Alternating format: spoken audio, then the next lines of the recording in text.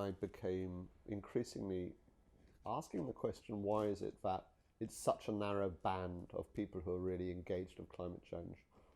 And why is it that it speaks strongly to them, but why is it also that people don't get it?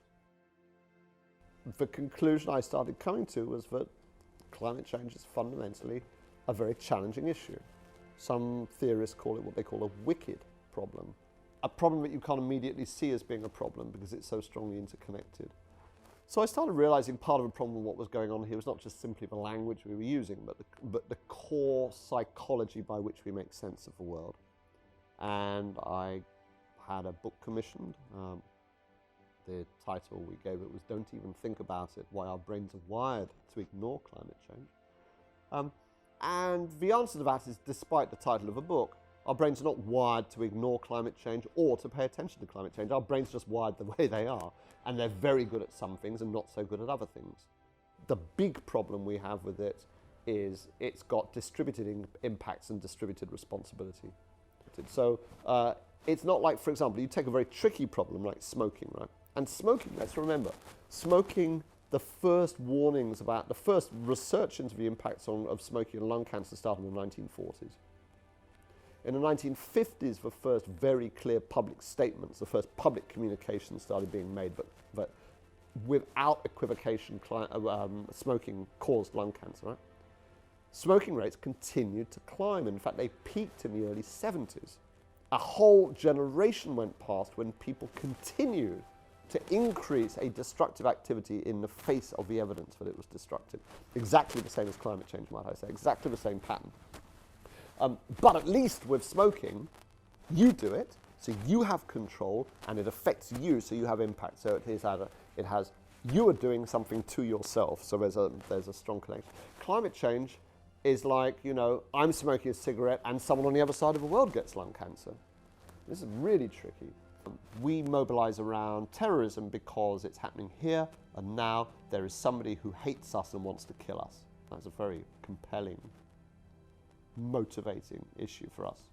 And we are, in the sense of wiring, we are wired to respond well to those kinds of issues because historically, over our long evolutionary history, those are the kinds of problems we faced. We are extremely poor at dealing with things which are distributed or far away, and in the future we're pretty rubbish actually at dealing with things that are far away in the future. Well, if we're talking personally, my key motivation was that for many years, for 20 years before this, I was working on forest issues. In the late 90s, a new set of data from the modelling started coming through, for example, from the Hadley Centre, that was showing that many of the areas I was working on were potentially going to be devastated, if not just completely disappear as a result of climate change.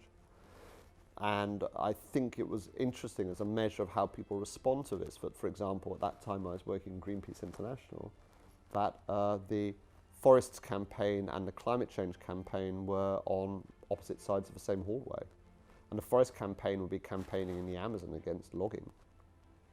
And the climate change campaign would be pointing out that climate change would, under bad scenarios, burn the whole Amazon down.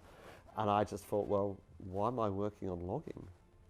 You know, I mean, not to say that logging isn't important, right?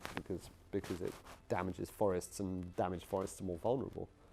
So I started thinking, actually, all of these things I really cared about, and wider issues too, about social rights and justice, and like, you know, world poverty, were all going to be impacted by climate change, and this for me was the big issue. And then I felt, you know, personally, we get this one wonderful life. We need to feel that we are engaging with the key issues of our time. And for me, this is the key issue. And for me, deciding to work on climate change was actually something I'd never done before. It's a lifetime commitment. I did it on New Year's Eve in 2000. I just said, right, I'm going to work on this for the rest of my life. And that was hugely liberating because it meant that I couldn't make a mistake. I could do something which didn't work or something which was like a bit counterproductive, but then I could just roll over from that, take that learning and build that into the next thing that I did.